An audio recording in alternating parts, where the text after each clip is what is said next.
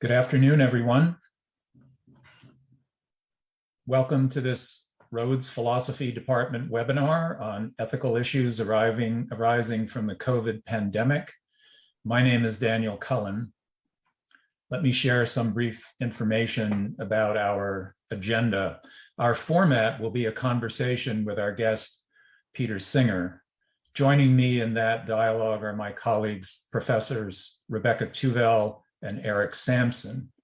We'll do our best to weave your questions about ethical problems of the crisis into our discussion. Please submit them through the Q&A box, not the chat, and you may do so at any time. Please try to keep them as pithy as possible and try to avoid perhaps asking something that has been asked and answered already. The duration of our program will be approximately an hour. Peter Singer is the Ira W. DeCamp Professor of Bioethics at Princeton University. Just recently, recipient of the Berggruen Prize for advancing ideas that shape the world. Prominent among those is an argument and a movement for what he has called effective altruism. Professor Singer, you are widely regarded as the most influential philosopher on the planet, which makes my task easier because to cite all your works would take too much time away from our conversation. Much of your influence has to do with the fact that you believe grappling with controversial ideas is an essential responsibility of philosophy. And yet, you know that you have critics who accuse you of irresponsibility, and indeed much worse. Rebecca? Hi, everyone. Hi, Peter. Thanks for being here. So following up from what Dan said, while our panel is on pandemic ethics, and we don't want to divert attention away from that topic too much, we do want to give you an opportunity to address the controversy over your visit. As you know, there have been calls among some faculty and students for the cancellation of this webinar due to interpretations of your position on an unrelated topic. Is there anything that you would like this community to know in regard to the backlash over your invitation? Thanks very much for the opportunity to talk about that, Rebecca. Yes, I do have some things to say. It's relevant here that last year, together with Francesca Minerva and Jeff McMahon, I founded the Journal of Controversial Ideas to prevent the stifling of well-reasoned but unpopular ideas. The idea of the journal is that it will provide a forum in which people can publish controversial ideas in well-argued papers under a pseudonym so that they need not fear doing irreparable damage to their career, nor that they'll be subjected to personal vilification or perhaps threats of physical harm or real physical harm. All of our papers will be peer-reviewed by experts in the field before being accepted for publication. The calls from faculty at Rhodes for the invitation to me to be withdrawn demonstrate the need for such a journal. These calls seek to prevent the expression of views that the authors of these statements clearly haven't thought about for 5 minutes. I challenge those who find my views so abhorrent to say clearly what their own position is regarding abortion following a prenatal diagnosis that reveals a severe disability, or parental decisions to seek the withdrawal of life support from an infant in hospital who will have a severe disability. Or for that matter, we could ask the same question about vaccinating girls against rubella, a disease that is pretty harmless in itself and wouldn't be worth vaccinating against, but of course causes serious congenital abnormalities in children if it occurs during pregnancy. These choices express exactly the same attitude to having a child with a serious disability as parents' choice to end the life of a newborn infant with a severe disability. All of these measures seek to prevent the existence of such a child. Last year in Poland, 500,000 people, mostly women, turned out in protest against a ruling by the Polish Constitutional Court prohibiting abortion on the grounds that a serious disability has been detected in the fetus. The protesters were trying to defend the right to terminate a pregnancy in order to avoid having a child with a disability. And there were women with disabilities themselves who were joining in that protest.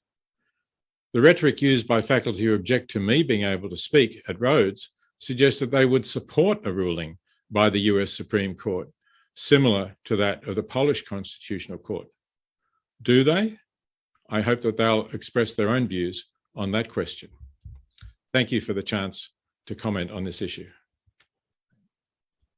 I think we all acknowledge that this is an important issue, and it certainly deserves more than another session, and the philosophy department is happy to participate in that and arrange it.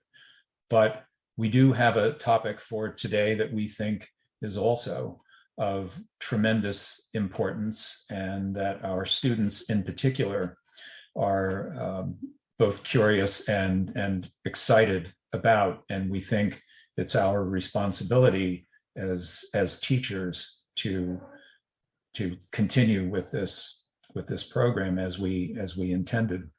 So let me begin, Professor Singer, by asking you about this. You are an Australian. That is no secret, given your accent. And so you've been able to experience the pandemic response in both your home country and the United States. In the beginning, lockdowns seemed to be the obvious thing to do. And Australia indeed seemed to actually crush the spread of the virus early on. But I gather you've suggested that lockdowns aren't obviously justifiable or beyond a certain point. And I'm wondering if you could talk about some of the complications there. Yes, you're right. I think they're not obviously justifiable, and that's an important word to put in. I think the political leaders who are engaging in lockdowns are essentially engaging in guesswork about whether the costs will or will not exceed the benefits. And in saying that, I'm not saying that they've made the wrong guess. They may well have made the right guess, and I'll say just a little bit more about that in a moment. But we don't really have a method of balancing the costs and benefits. We do know that lockdowns will save some lives. They will save the lives of people who would get COVID if it was not for those lockdowns, and some of them would die. But we don't know exactly what the costs are.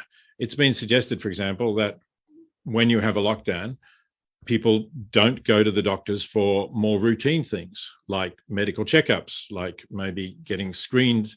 In Australia, skin cancer is a big issue, for example. So people regularly get screened for strange marks that appear on their skin, some of which might turn into melanomas. So under lockdowns, fewer people were doing that. That might mean that in a few years, more people die from those skin cancers. Probably it's not going to amount to the number of people who would die from COVID, but it's a factor. On top of that, you've got to consider the damage to children's education when they're getting educated online. And that damage will be done especially to people from disadvantaged backgrounds who may not even have the ability to do the learning online, or certainly won't have the space and a quiet room in which to study that better off people will. So if you have long lockdowns, some children's prospects could be irreparably damaged by loss of that education opportunity. Social costs, of course, in not mixing. Unemployment, which causes economic hardship, can also cause depression. There were some studies showing that there's more domestic violence during lockdowns.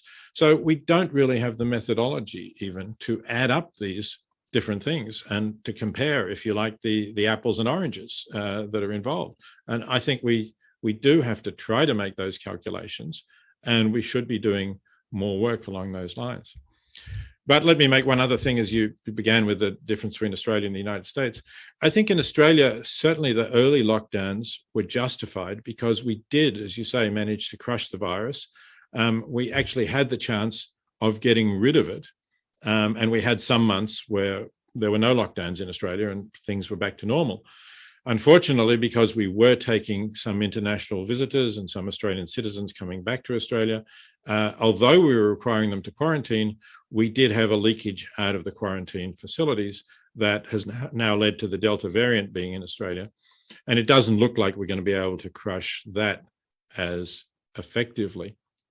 But if you do have a chance of doing that, I think it's worth going into lockdown. And Australia's fatality rate from the virus is still extremely low. You know, we've had, just putting it in deaths per million to equalize the population, we're currently at 49 deaths per million. The United States is at over 2,000 deaths per million. So our lockdowns have certainly kept down the fatality rate. And that's why I would say those early lockdowns were well justified. But, you know, when the virus is there and you've got to a point where you can't control it, it becomes more doubtful whether the lockdowns are justifiable. And that's why generally here in the US, they seem to have eased off. Right, but our mortality rate is significantly higher than that of Australia. Your mention of the calculations suggested how complex all of that would be. We seem, though, as a public, to just operate on the recognition that the cure can't be worse than the disease.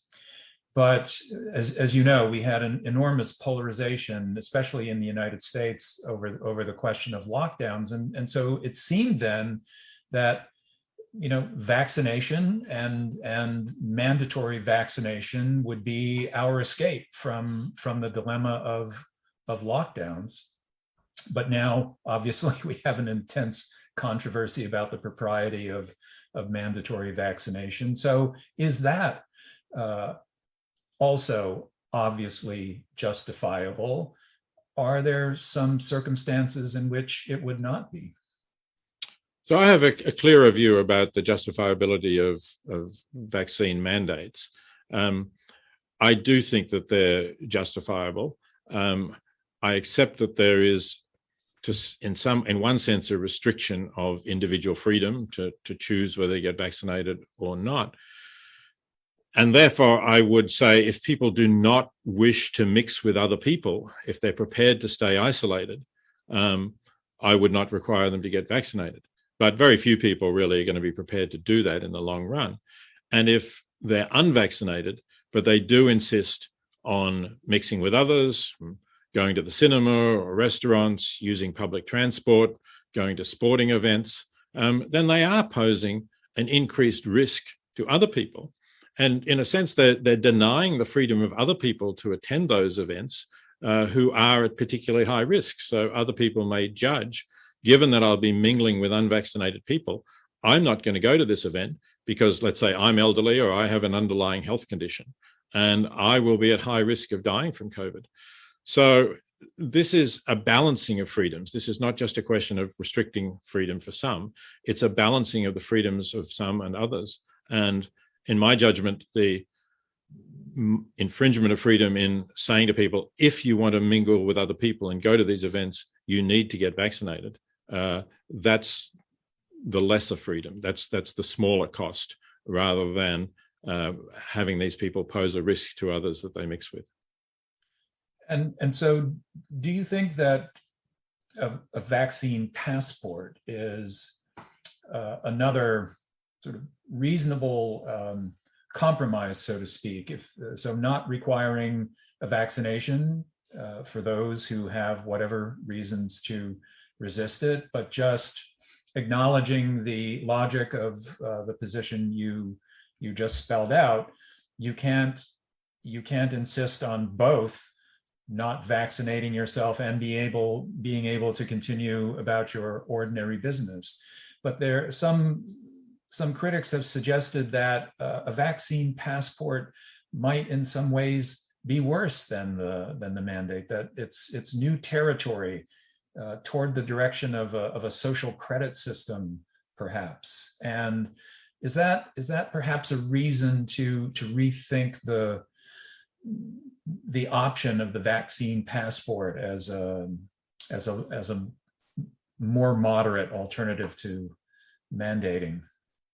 No, I think it's an excessive suspicion of government if citizens of the United States, just to take as an example, really fear that by introducing vaccine passports to deal with this particular pandemic emergency situation, we're going to go the way of social credit passports, if you like, or cards, which it's been suggested is a development that's underway in China.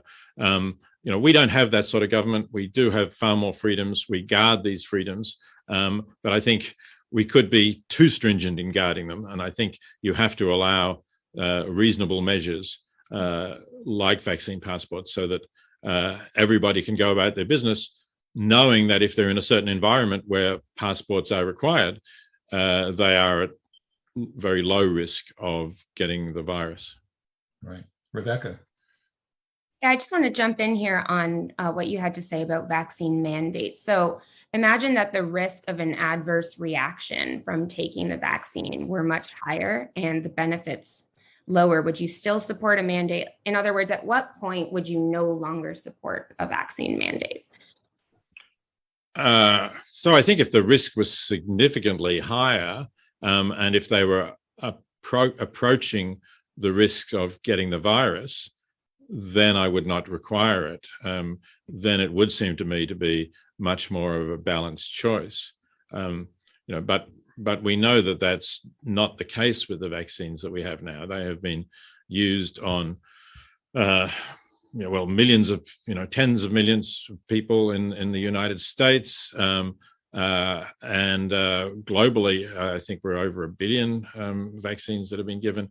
So we have really very strong statistical evidence now about the low risk, not zero, but very low risk, which is far lower than the risk of being exposed to the virus. Peter, I wanted to ask you about your well-known views on wealth redistribution. So you're well known for those views. So your view, as you've said in Famine, Affluence, and Morality, is that the relatively wealthy individuals in developed countries have extensive obligations to use their wealth to help the global poor. But I'm wondering how, or if you think this view has applications for vaccine distribution between wealthy and developing countries. Would you say something about whether we have such obligations? Yes, thank you. I think that what we're seeing right now in vaccine distribution simply reinforces and confirms what I've been saying for many decades about our failure to give adequate assistance to people in low-income countries, including people who are at risk of dying from poverty-related diseases or malnutrition conditions like that. So just as we comfortably live our own lives without giving anything very significant to foreign aid. Now, actually, a lot of Americans, of course, don't realize this. When you ask Americans what percentage of the federal budget goes for foreign aid, I saw one study that said the median answer is 26%. The actual answer is 1%. So Americans say they're against more foreign aid, but they think foreign aid is 26 times higher than it is. So it's really hard to judge what Americans' attitudes to foreign aid really would be if they were well informed. But yeah, we give, the United States gives very little. It's currently giving, I think, 18 cents in every $100 that the nation earns. And there are some private donations that add a little bit to that, but it's still rather little. And then we see the same thing with vaccines now, that the United States government is supporting the idea of booster shots for Americans who've already had two shots of it. And, there will be some health benefit from that, but it's a small health benefit compared to the benefit of getting vaccinated in the first place. And yet when we look at the low-income countries in the world, those countries, according to the World Health Organization, are still below 3% of the population being vaccinated. So clearly we would be doing much more good if we were shipping out these vaccines that we're using as boosters to people in low-income countries who haven't been able to get vaccinated at all. I credit President Biden with saying that he was giving 500 million doses to low-income countries a little while ago, but there's still a lot more that needs to be done. And I think even in terms of the United States' fair share, you could argue that as a large and wealthy nation, we should be giving more than 500 million doses, and certainly all affluent nations should be giving. I include my own country of citizenship, Australia, in this. We should also be doing a lot more in terms of donating vaccines to low-income countries. Peter, could I follow up on an aspect of this? You referred to the need to ship more vaccine to countries in need, but we're also talking about producing the vaccine in other countries, and the question has come up about safeguarding the intellectual property rights of the pharmaceutical companies who gave us the miracle drug. Do you think that is a legitimate input into the calculation of what to do in order to act equitably? Because the argument is made that we have to think about the future consequences of a regime of intellectual property protection being weakened that may have a downstream effect on innovation. What's your thinking about that? Yeah, the same argument was made in the case of the antiretrovirals for HIV/AIDS. And eventually there, the argument was won for allowing other countries to produce generic versions of the antiretrovirals. And that program, which ultimately was supported, I have to say, in the end by the United States, I think maybe the best thing that George W. Bush did during his presidency, and he did many things that I think were drastically and catastrophically wrong, was his support for antiretrovirals and for aid against victims of HIV/AIDS, particularly in Africa. So I think we should be doing the same thing here. We should be allowing countries to produce the vaccines themselves. I think the companies that have manufactured the vaccine, well, for one thing, a lot of them got government money for producing the vaccine. They also often drew on research sponsored by government research. And I think that the sales of vaccines to affluent countries will have reimbursed them and meant that their work was appropriately rewarded. I don't think it has to be further rewarded by their protection of further intellectual property rights. So I think that they should be now allowing generic manufacture and supply for low-income countries. And when I said they should be shipped out now, that's merely what would have, get them there as quickly as possible. But certainly in the longer run, if they have the manufacturing capacity and can do that, then that would be the right thing to do. Great. So that last one was a question about our obligations between countries. Now we have a question about distribution within a country. So there are many criteria we might use to prioritize who gets the vaccine first. So we could prioritize first responders or the elderly, or minimizing deaths, the number of deaths, minimizing the number of years lost, not necessarily deaths, or first come, first served, and so on. Many ways to distribute the vaccine. On what basis do you think people should be prioritized to receive the vaccine? I think the basis really should be to save the most life years rather than the most lives. But I would say that part of that would be giving priority to healthcare workers because they're needed to save the lives of people who end up in hospitals and need healthcare workers to save their lives. So I would give them first priority.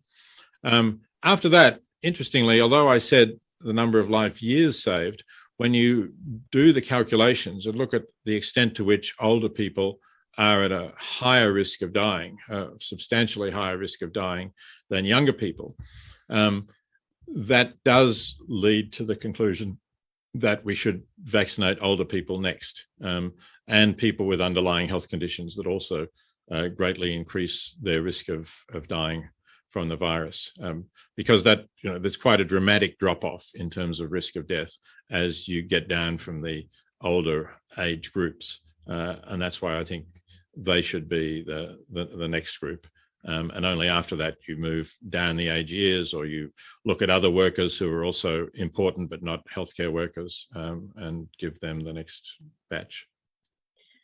Can I just jump in here quickly? What about a proposal that suggested that we distribute the vaccines to people who are more likely to be spreaders? If we can identify those who are more likely to be spreaders, and if we're not rewarding bad behavior, that's the other question, right? So who are the people who are more likely to be spreaders? Are they the people who are going to go to big parties? Well, I don't know that we want people to say, "Oh yes, I'm going to go to big parties, so I need to get vaccinated." Look, it's a tricky question. That's one where I haven't really seen the figures of whether you would save more lives by vaccinating people of, you might say the party age generation, if that's a particular age group. Well, you could also get this information through cellular data. Well, you could get the information as to whether they're going to mix with other people, to what extent they're spreading the virus, and to what extent that leads to the virus being spread to high-risk people. I mean, it probably would, right? I mean, initially they're going to spread it to other people of their own age group who are at low risk, but then those people have parents and grandparents, and it will spread. So I suppose if you really produced convincing evidence that this was going to save more lives and more life years than directly vaccinating older people, I'd be persuaded, somewhat reluctantly, but I'd be persuaded that that was the way to go. But if that data exists, I haven't seen it. Yeah, I can't help but notice it's almost quaint that we can think our way back to the beginning when we did have some really urgent questions about who's first in the queue. Our situation now is we can't seem to give the virus away. And that vaccine. Raises, the vaccine. Yes, we're giving the virus away as we speak. Just recently, a directive was issued to doctors that they should not give monoclonal antibody treatment. I'm pretending I understand that for the purposes of argument. Should not give it to hospitalized patients who had been vaccinated, but save it for the unvaccinated. That struck many people as intolerable.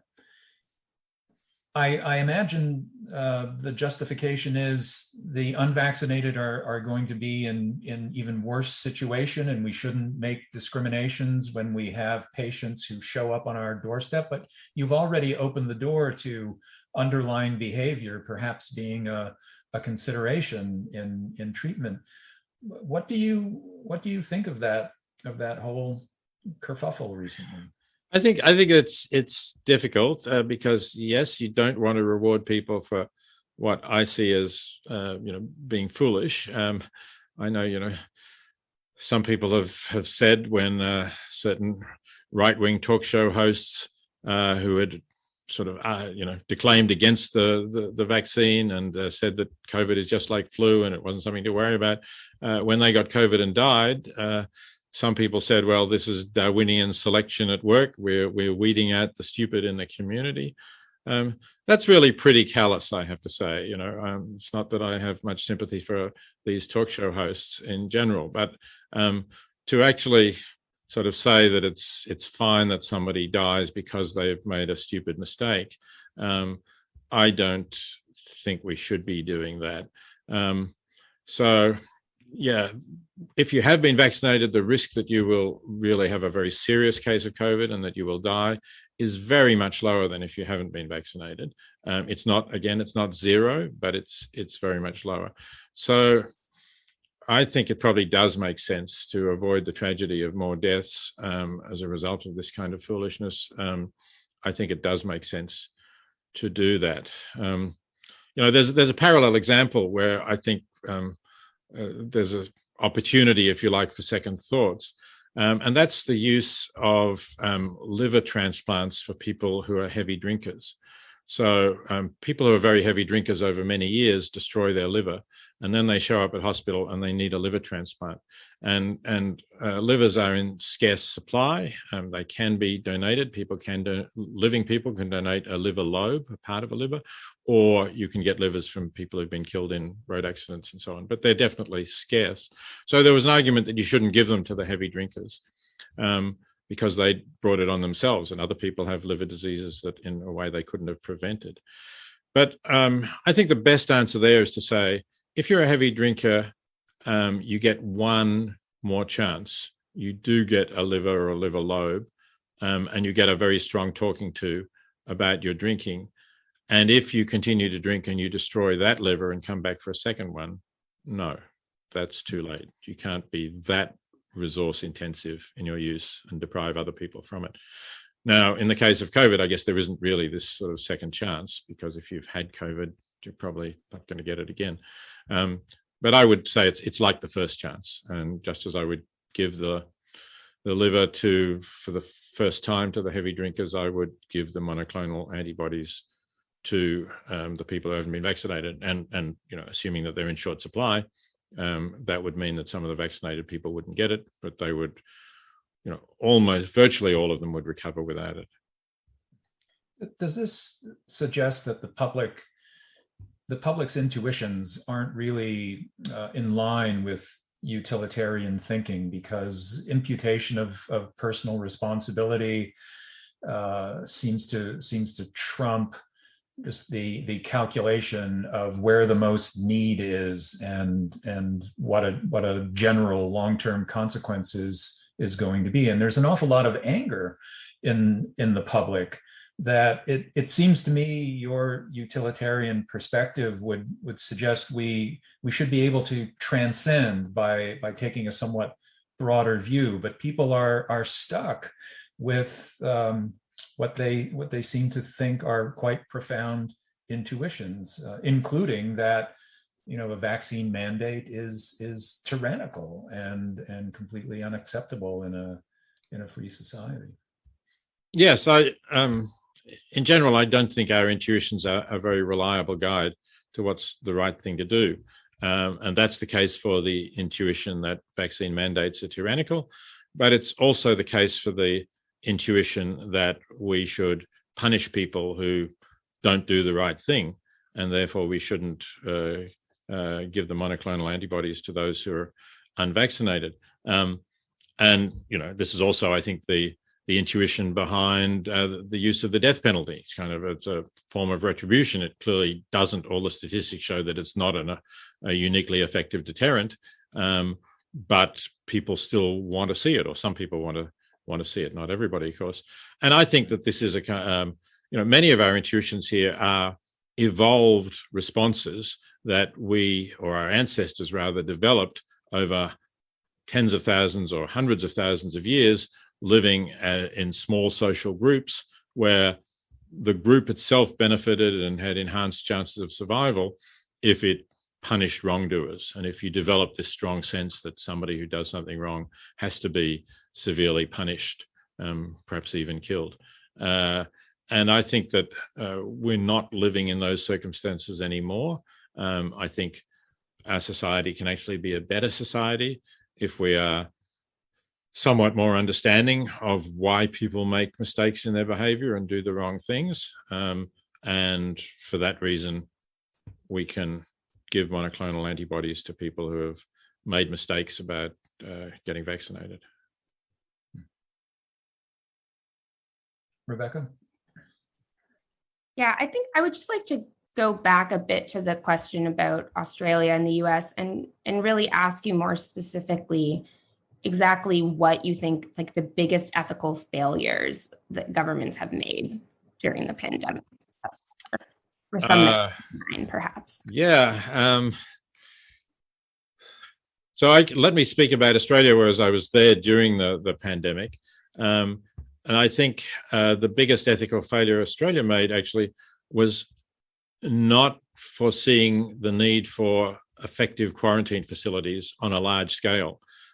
Because what this meant was that initially the government prevented people coming back to Australia, and they still are to some extent, including Australian citizens. So Australian citizens who, let's say, were living in India, they might have been Australian citizens visiting relatives in India.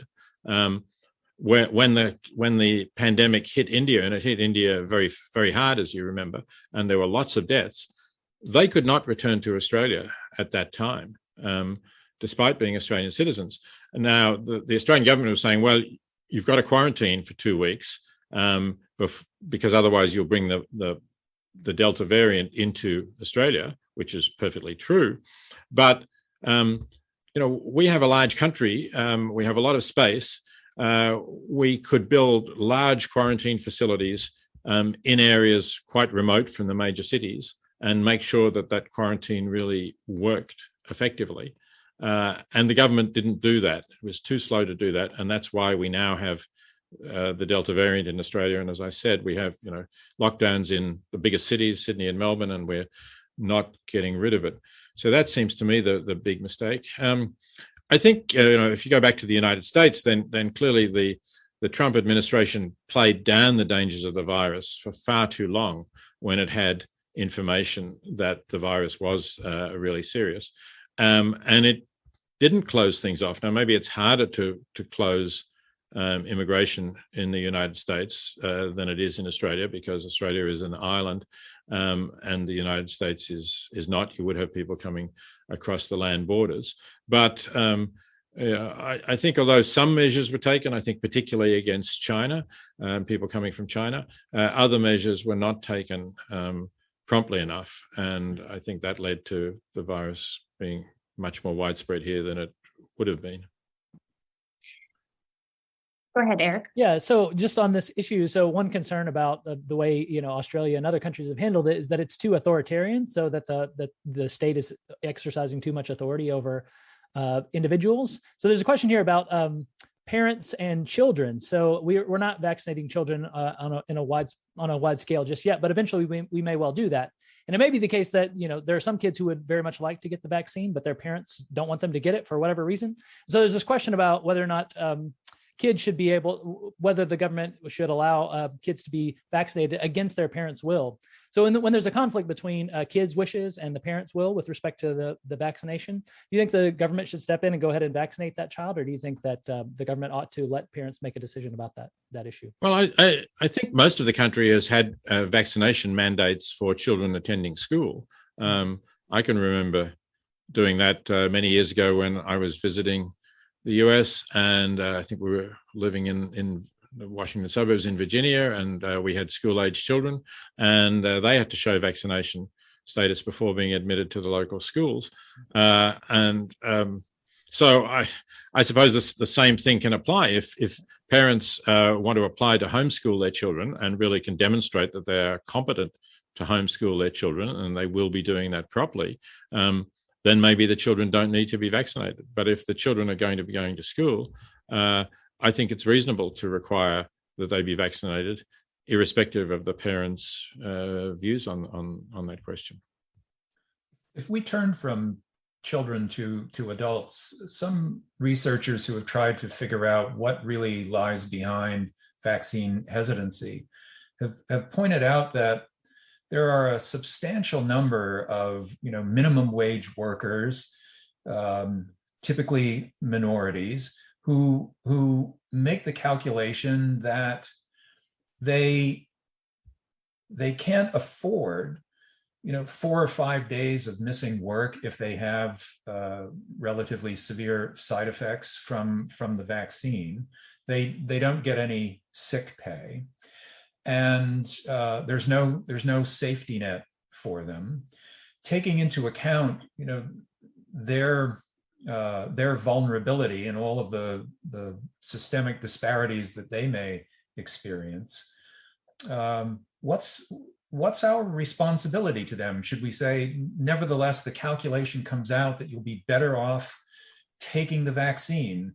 Or do you think that there's a social responsibility to indeed provide the kind of guarantees that our economy at the moment doesn't, at least to employees in that category? Well, I support universal health coverage and universal unemployment benefits.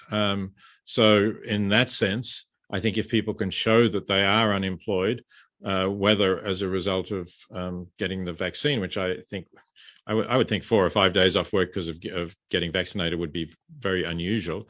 But if that does happen, I think we could certainly pay them benefits to compensate for their loss of income during that period. I think that would be the right thing to do for them, and obviously would be an incentive to overcome some of that vaccine hesitancy that you mentioned, and therefore would be have great benefits for the community. So I think that would be a reasonable step. I should say that in Australia, by the way, people who were out of work because of the lockdowns got reasonable compensation for that, or the employers were given money to pay them even though they could not actually work. So it's dropping off now because of the length of time, but there was quite good backup policy. And it's interesting because we have a conservative federal government, which normally would be against going into deficit, but in these circumstances, they judged that this was the necessary and right thing to do. Yeah. Rebecca? Going back to the mandates for a moment, I wonder whether or not you think the mandates could have a significant backlash effect. So people become more hesitant and perhaps they protest, and the right thing to do would actually be to use nudges like incentives instead of sticks. Sure. I think sticks are the last resort. Coercion here is absolutely the last resort. And if there are nudges we can use and incentives that we can manage that are not going to be too expensive, then definitely that's a better way to do it. But in the end, if that still doesn't work, then I think the mandates are justified. We've had a question about an exemption for conscientiously held religious beliefs, or perhaps for quote unquote philosophical beliefs, which some jurisdictions have accepted as equivalent.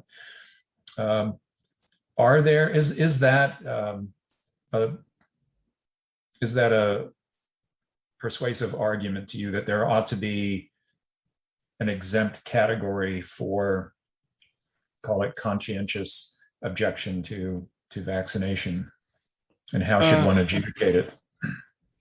So this may sound harsh, but I think not. I'm not aware of any religion that both says you must go out and mix with other people and you can't get vaccinated.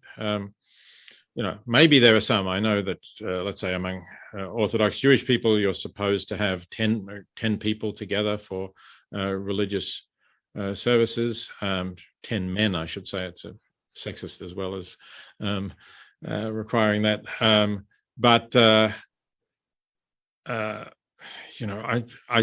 think that if people do want to mix with others, then I think, again, it doesn't really make sense to allow exemptions, particularly exemptions that could then be used by a wider number of people. I don't know if there may be a very small number of people who are adherents of a religion that says you can't get vaccinated. I'm not sure what it would be, as I say. So, Peter, can I step in for just a second? So I actually know somebody who objects on religious grounds to getting the vaccination because of a concern about embryos used in the research process. And so they're pretty ardently pro-life. And so they think that any sort of fetuses that have been killed along the way sort of makes it morally objectionable to make use of the vaccine. So of course, I know that that's not your view about the moral status of embryos, but in any case, you might think, well, maybe that's a reasonable view, even though it's not one you hold, and we should, make space for reasonable views to be held and for people to object on reasonable grounds, even if they're false. Well, it's also not only not my view about the status of embryos, but it's also way back in the process, right? It's not like, there are embryo cells going into your arm when you get the vaccination. This was at some stage of development when they were used. it reminds me of George W. Bush's compromise on the use of stem cells, on the use of embryos to create stem cell lines, which was regarded as a promising medical technology. And essentially his compromise there was not to say that you can't use stem cells developed from embryos at all, but rather to say, as of this date, when he gave a national televised address, as of this date, you can't use any stem cell lines created from embryos that were used from this moment on. So essentially he was saying, what's past is past. There's nothing you can do about that. You're not making any difference to it, but you can't do it going forward. And I think that's, that line would allow people to have vaccines that were developed, if they were, I'm not really fully across the facts on this, from embryos at some point, but no further embryos are being used. Now, I agree that some people may not see it this way. They may say, well, I'm complicit in it if I ever use them. That seems to me to be a difficult position to justify morally, but people may hold it. I don't have a really strong view on this. If there were a tiny number of people who held this view and didn't want to get vaccinated, maybe you give them exemptions. I think it really depends on to what extent this is going to undermine developing sufficient immunity for people to feel safe when they're mixing with other people. Yeah. Here we've had a variety of questions on the theme of how do you actually do these calculations that you are referring to? How do you, aren't they apples and oranges, lives lost, jobs lost? How do you weigh the fact that while older people are at much higher risk than younger people, they also have fewer years of life ahead? How can a society get a handle on this so that it understands both the principle behind it, but it can also engage in these calculations? Or is it something that we have to let the experts handle and inform us? Well, the problem is that at the moment we don't really have a lot of experts working on this. So what we're really talking about, I think, is the overall impact on the quality of life and the loss of life, of course, regarding death as zero quality of life, and therefore the loss of the years of life that you would have lived at whatever quality you would have lived. I think that's what we should be trying to measure. Now, there is some work going on in assessing the impact on quality of life of various illnesses and various conditions. This is being done by health economists. It's used, for example, in the United Kingdom to advise the National Health Service, which decides which health procedures it will reimburse, to decide whether it's worth having and paying for particular procedures for people. So, for example, suppose that you have a very expensive drug that extends somebody's life for a month. Is that worth it? Well, you do a calculation of what is the cost per quality adjusted life year, that's the term used, gained by the drug. And the National Health Service, given its budget constraints, has a line at some point, I don't know what it is today, but let's say it might be £50,000 per quality adjusted life year. So we'll pay for something that is under £50,000 per quality adjusted life year gained, and we won't pay for something that's over that. So it is a kind of healthcare rationing, but you have to do the calculations. What I'm saying is we don't really have that for the wide range of costs and benefits, particularly the non-health related costs that relate to a lockdown. And I think there's a good case for saying we should be doing more research in this field. We need social scientists to talk to people about how much worse off do you think your life was during the lockdown because you couldn't work, or because you couldn't go out and do these favorite activities of yours. And then we need to try to get some comparison between that and the costs of not having the lockdown. It's difficult to do, I know, and we don't, as I say, we don't really have the resources to do it, and we haven't got the data gathered, but it's not in principle completely impossible to do. Well, in the United States, our insurance companies do it a lot, don't they? And well, they do. That's right. Many of us battle with them over their calculations, which just leads me back again to this matter of, can we expect the public in a democratic society to not battle against these kinds of calculations when perhaps they turn out to be adverse to the interests of the individual, and expect them to embrace the general utilitarian perspective that requires these things. Well, it's interesting, isn't it, that in the United States, a lot of people have these battles about costs and with their private insurance companies, and maybe that's because they think these insurance companies are making profits where they shouldn't be. Whereas in the United Kingdom and in other countries that have national health services too, generally speaking, Australia is another example, we don't really have that litigation, and people accept that the government is making decisions as to how best to use taxpayers' money. So, I think there's a different attitude, and maybe the different attitude is related to the fact that you have private enterprise companies deciding that here. And, if Medicare is deciding it, maybe we don't have the same amount of litigation and protest and disagreement.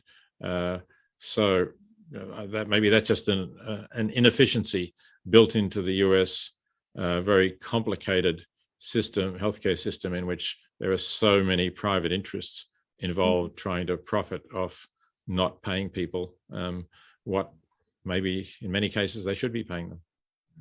Well, that's definitely an important topic for another webinar. Definitely. Rebecca? Yeah, I would love to jump back to the discussion about the quality adjusted life year principle, because as I'm sure you know, there have been many critiques of using QALYs in medical decisions. And I wonder if you think any of those critiques are compelling, right? Some of the critiques suggest that they're unfairly discriminatory and we should resist using that sort of a calculation mechanism.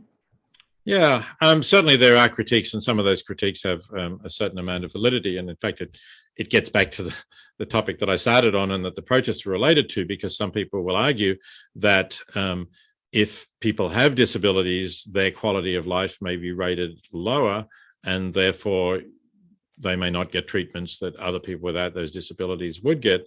So there's a kind of double jeopardy. And yeah, you can certainly sympathize with that. So there are issues, but I still think that it's better to try to do something with QALYs, and maybe you can make adjustments at certain points, than it is just to say, no, we're not going to do it. We're going to leave it to, I don't know, the doctor's discretion, or first come, first served, or whatever. I mean, those things don't work out very well either. They also typically will end up with more privileged people getting more and better services. So I still think we should be trying to find some way of working out what is the best use of our resources in the healthcare field. Right. And you could maintain that something like quality of adjusted life years could still be used. It would just have to take into consideration, critiques, for instance, from, folks in the disability rights community and others who challenge some of the quality of life assessments, perhaps. Yeah, I think that's a discussion that we also need to have, certainly. So Peter, we have a question here about the vaccine mandates again. So as you mentioned, we don't want to hold people down and force them to get vaccinated. Instead, we want to use incentives and disincentives. What do you think about the following proposal? If hospitals were to announce, look, if we have all our hands on deck and we're still overwhelmed, we're going to deprioritize the unvaccinated. And that's a risk you run. Now, if we have all our resources on hand, we will treat everyone just the same. But you run this risk if you stay unvaccinated that you're going to be deprioritized when the hospitals are overwhelmed. What do you think about a proposal like that? It's not intended to be punitive towards the unvaccinated. It's just sort of a general policy.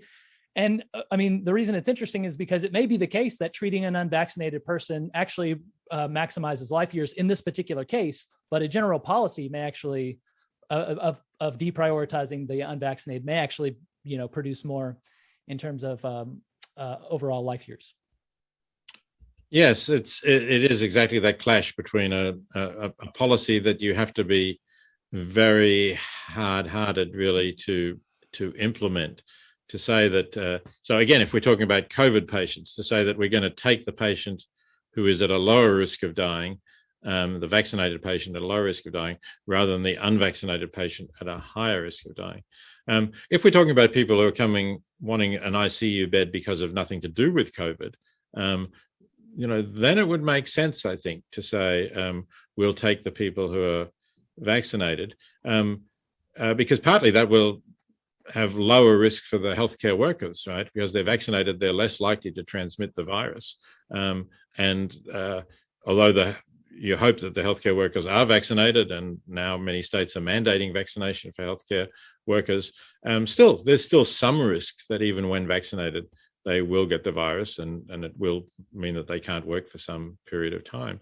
So you could justify it in that way. I think it's tough not to admit people to ICUs when they're at greater risk of dying than other people that you are admitting. On that point about the unvaccinated healthcare workers, extraordinarily, unpredictably, they're quitting their jobs in the United States, many quitting their jobs rather than get vaccinated. And doesn't that then pose a particular complication to a utilitarian? Because if you support the mandate, the hospitals are actually going to be less sustainable than they are now. So wouldn't long-range calculations suggest you've got to just pull back on the mandate and keep those workers there? Otherwise, patients are going to be worse off. More people will die. Is there an obvious utilitarian route through that particular problem? Well, I suppose one question is whether the healthcare workers really are quitting. I know just reading the last few days because the New York State mandate came in for healthcare workers to be vaccinated, and there were headlines about, hospitals are going to be short-staffed. What are they going to do? Call in the National Guard, whatever.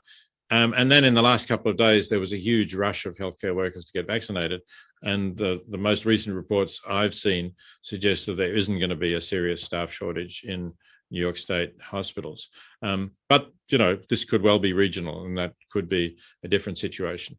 So another option that I've seen floated is if you're not vaccinated, you have to wear the full personal protective gear equipment, and you have to have a daily COVID test and continue to test negative in order to continue to work.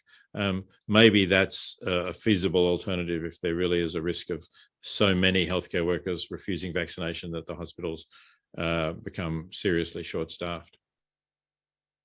Eric? Yeah, so Peter, we're coming up towards the end of the hour. I don't know when you'll need to go, but I wondered, there's a question here about getting perspective on the pandemic. So let's see, stepping back for a bit, I'm wondering if you can help us put this pandemic in perspective. How do you think the COVID-19 pandemic ranks among the many problems confronting us today? Many of these problems you've worked on, Peter, such as global poverty, climate change, existential risk, animal welfare, and perhaps many other problems that we face. I think that the pandemic is a lesser problem than those that you mentioned. So certainly if we're talking about climate change, I think that's a huge problem which we have to grapple with, which is going to have long-term consequences for many millions of people. I think we're going to see many millions of people becoming climate refugees as a result of changes in climate, and catastrophic consequences for a very long time to come. Of course, many deaths from extreme weather events as well. Global poverty too. I think the number of people dying because of global poverty is greater than the number of people dying from COVID. And certainly they're younger people on average, so they're more life years lost if we calculate it that way too. So I would see that as a greater problem as well. I think you raised animal suffering. It's not easy to compare the suffering of non-human animals and humans, but the numbers are so great when we're talking about animals in factory farms. We're talking about something like 70 billion animals in factory farms are raised and slaughtered each year. So something like 10 times the world's human population. And those animals are typically leading miserable lives. So that's also a huge problem. Can I say that it's a greater problem than COVID-19? Well, without some good way of comparing the sufferings of cows and pigs and chickens, no, I probably can't really make a confident statement either way on that one, but it's another huge problem. Peter, as a final question, do you think that the pandemic experience, well, we still have some time actually, do you think the pandemic experience has made us in some ways a better society, more moral, more humane, more aware of our diversity and the different ways in which suffering afflicts people? Or has it made us, if not the opposite, has it hardened our closed our ranks, diminished our sense of social solidarity? Do you have a rough judgment about the moral effects on ordinary people from all of the sorts of stresses that we've discussed this afternoon? Yeah, so I think that there has been some sense of solidarity within local communities. There have been people who have reached out and helped others at greater risk. Younger people helping older people, offering to do their shopping for them so that the older people who are at greater risk would not be exposed to the virus. This was particularly, of course, before we had the vaccines. And I think, those sorts of measures were good. On the other hand, I've already mentioned that nothing changed in terms of our concern for people in low income countries and in poverty and other parts of the world. So there was no global solidarity there. There was no reaching out that was significantly different from what we've been doing for a long time in terms of giving a small amount of aid, but not nearly as much as we could and should be doing. So I don't think we're going to come out of the pandemic significantly different from the way we went into it. Maybe a little more community solidarity and fellow feeling, but not a great deal of difference in that. Rebecca?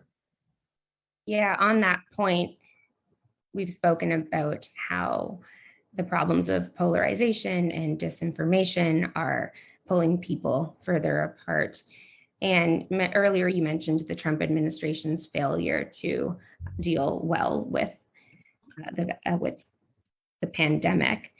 And I want to know whether you think that social media companies should take certain steps to regulate people's speech about COVID more or not, and what kinds of steps do you think they ought to take if that's the case? Yeah, I think fact-checking speech and putting statements on speech that this is factually false information, if that can be done. Maybe when you have people who are constantly peddling false information about COVID and about the vaccine, just generally putting that marker on everything that they post can be justified. As I said right at the beginning, I'm an advocate of free speech, which doesn't mean that I'm an advocate of hate speech or racial vilification or anything like that. I'm an advocate of reasoned free speech that is defended on the basis of evidence and argument. And I don't think we should prevent people posting that kind of view. So I'm not suggesting a blanket ban on people saying the vaccine is is not a good idea, or it's riskier than people are telling us that it is. I think we should be able to have that kind of debate, but it should be a debate which people can fact check and see whether the information provided is demonstrably false, or whether it's arguable. It might not be right, but it might be arguable. And so I would leave the arguable pieces of posts or essays, whatever they might be, blogs, I would leave them going up. But the ones that are simply making statements that are demonstrably false, well, at the very least, I would put a label on them indicating that. We've covered a lot of ground, but I'm wondering whether there are any topics that we've ignored in your point of view that are of crucial importance that we should be aware of. Well, I will say one extra thing, and that is we've had this pandemic. We are having it. It very probably was the result of viruses spread from animals to humans. There are different views as to whether it came out of the wet market of Wuhan, or whether it came out of a lab there. And I don't think we know the answer. But it is a virus that came to humans from animals. And the CDC, in fact, has said in general that about 70%, I think it is, of new viruses come to humans from animals. Now, there are some sources that we can and should close down straight away, like this use of wild animals in wet markets. That's an obvious risk, and these are disgraceful places anyway, where caged animals of different species that have lived in the wild sort of next to each other. Their feces and urine is mixing on the floor. They're then slaughtered on the spot, and their blood is mixing. I think we should not have any tolerance for places like that. But the bigger issue is the factory farms that we have so many of in this country, and that supply the great majority of the meat that people are eating. And people have warned for a long time that they are also places that produce viruses, because you have 10,000, 20,000 animals in a single shed. They're crowded, they're stressed, their immune system is weakened. And that's a perfect situation for breeding and spreading viruses. And the viruses will spread through the animals. They'll mutate as they go. Some mutations may be ones that can latch onto receptors in humans.